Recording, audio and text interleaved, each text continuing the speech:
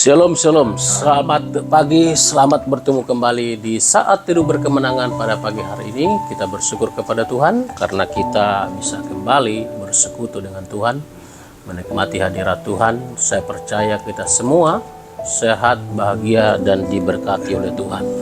Mari kita awali hari ini bersama dengan Tuhan, membaca dan merenungkan firman Tuhan. Mari kita berdoa. Tuhan, terima kasih untuk kasih-Mu, anugerah-Mu yang begitu besar dan luar biasa dalam kehidupan kami. Terima kasih Tuhan untuk hari yang baru yang Tuhan berikan bagi kami. Dan kami mau Tuhan, sebelum kami mengawali hari ini, kami mau mengawali bersama dengan Tuhan, membaca, merenungkan kebenaran firman-Mu. Karena itu Tuhan, kami mohon urapi kami dan berkati kami, biarlah kebenaran firman-Mu memberkati setiap kami yang mendengarkan, sehingga kami dapat melakukan kehendak-Mu, firman-Mu sepanjang hari ini. Dan jika kami menghadapi persoalan pergumulan Tuhan, kami dapat menghadapinya dengan benar sesuai dengan kebenaran firman Tuhan. Sekali lagi urapi hamba-Mu dan urapi setiap kami yang mendengarkan kebenaran firman-Mu. Dalam nama Tuhan Yesus kami berdoa dan bersyukur. Haleluya. Amin. Bapak Ibu Saudaraku yang kasih dalam Tuhan, firman Tuhan bagi kita pagi hari ini terambil dari 1 Korintus 2 ayat 12. Demikian kebenaran firman Tuhan. Kita tidak menerima roh dunia, tetapi roh yang berasal dari Allah, supaya kita tahu apa yang dikaruniakan Allah kepada kita. Saudaraku yang kasih dalam Tuhan, firman Tuhan dengan jelas memberitahukan kepada saudara dan saya, kepada kita, bahwa kita tidak menerima roh dunia. Gereja Tuhan, orang Kristen, orang percaya kepada Tuhan tidak menerima roh dunia.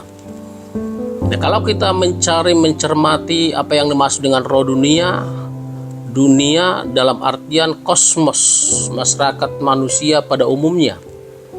Nah, berarti roh dunia itu kekuatan yang berasal dari alam semesta, ya.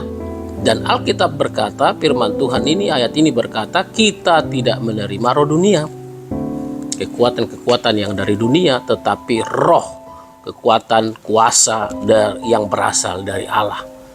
Ini berarti kuasa Tuhan, roh Tuhan, roh kudusnya diberikan kepada saudara dan saya. Dan saudaraku yang kasih dalam Tuhan, roh kudus ini dikatakan di sini supaya kita tahu apa yang dikaruniakan Allah kepada kita. Jadi Roh Kudus diberikan kepada saudara dan saya untuk mengajar kita, supaya kita mengerti, supaya kita punya pengertian, supaya kita tahu. Dan kata tahu dari bahasa Yunani di sini yang dipakai adalah eido, artinya memahami dengan mendalam, bukan sekedar mengetahui secara intelektual atau logika. Saudaraku yang kasih dalam Tuhan, kalau kita membaca Alkitab, tentu mungkin sama ya. Seperti saya juga ada bagian-bagian tertentu yang sulit saya pahami, saya mengerti, harus dibaca berulang-ulang, bahkan mungkin sudah dibaca berulang nggak mengerti juga gitu ya. Nah, disinilah peranan Roh Kudus yang dikatakan dalam ayat ini. Tetapi kita diberi apa?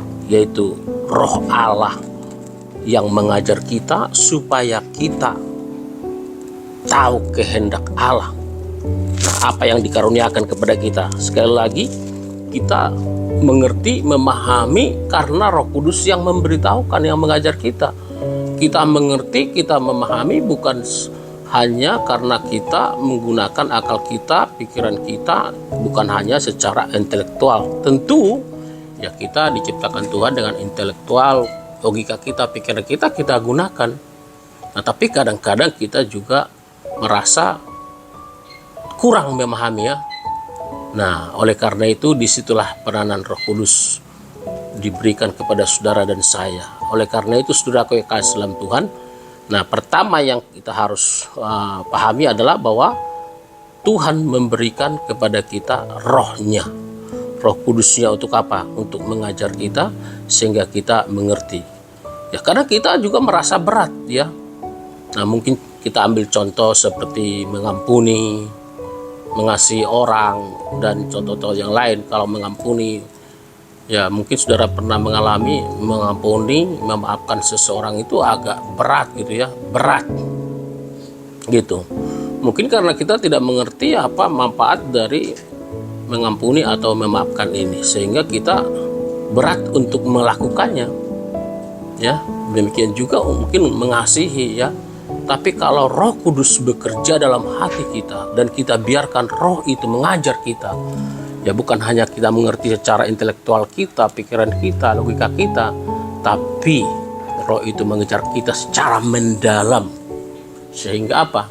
Wah, mengampuni itu menjadi sesuatu yang enteng kita lakukan, mengalir begitu ya, enak saja gitu. Nah, tadinya kita mungkin mempertahankan ego kita, tidak sulit untuk mengampuni ya. Ini contoh dalam hal mengampuni ya, bagaimana Roh Kudus mengajar kita sehingga kita tahu ya, kita tahu bahwa Tuhan mengajar kita untuk apa? Untuk mengampuni. Dan ketika kita mengerti dan kita melakukannya, ya kita merasa enak, ya kan? Kita merasa damai, kita merasa bebas, merasa sukacita. Oleh karena itu, saudaraku yang kasih dalam Tuhan, ketahuilah bahwa saudara saya tidak menerima roh dunia. Nah, tapi Tuhan memberikan kepada kita rohnya. Sekali lagi, kita tidak menerima roh dunia, tetapi roh yang berasal dari Allah. Roh yang luar biasa, roh yang mengajar kita, yang memberikan hikmat dan pengertian kepada setiap kita. Kiranya kita mengandalkan Roh Kudus ketika kita membaca, merenungkan firman Tuhan. Kita minta supaya Tuhan mengajar kita, menuntun kita, sehingga kita benar-benar mengerti dan memahami firman Tuhan itu bukan saja secara logika kita saja, intelektual kita, tetapi Roh Kudus itu meremahkan firman Tuhan itu dalam hati kita masing-masing. Kiranya kebenaran firman Tuhan ini memberkati setiap kita. Pada pagi hari ini Tuhan memberkati kita semua. Kita datang kepada Tuhan, kita berdoa. Tuhan, terima kasih untuk kebenaran firman-Mu. Engkau memberitahukan kepada kami hari ini bahwa kami tidak menerima roh dunia, tetapi roh yang berasal dari Tuhan. Kami percaya itu adalah Roh Kudus-Mu. Dan Roh Kudus itu mengajar kami. Firman-Mu berkata, sehingga kami tahu dengan secara mendalam, bukan saja mengerti dan memahami secara logika atau intelektual kami, tetapi secara mendalam karena Roh Kudus yang mengajar kami. Terima kasih Tuhan, karena itu kami menyerahkan hidup kami, dipimpin, dituntun oleh Roh Kudus, sehingga kami boleh mengerti firman-Mu dan kami dapat melakukannya dalam kehidupan kami sehari-hari. Terima kasih Tuhan, kami datang menyerahkan hidup kami ke dalam tangan-Mu.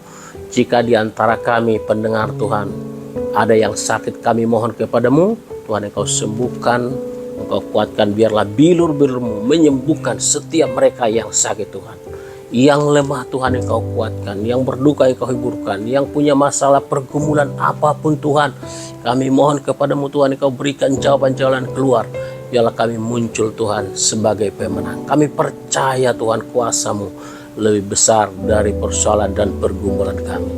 Terima kasih Tuhan, biarlah hari ini hari yang penuh dengan kemenangan, hari yang penuh dengan keberkatan, hari yang penuh dengan sukacita, karena kami berjalan bersama dengan Tuhan. Terima kasih Tuhan, kami percaya Engkau mendengarkan doa kami, dan kami percaya Engkau sudah mengampuni segala dosa kami, dan kami siap Tuhan menerima berkat-Mu. Terima kasih Tuhan, bagimu segala hormat, pujian, dan kemuliaan.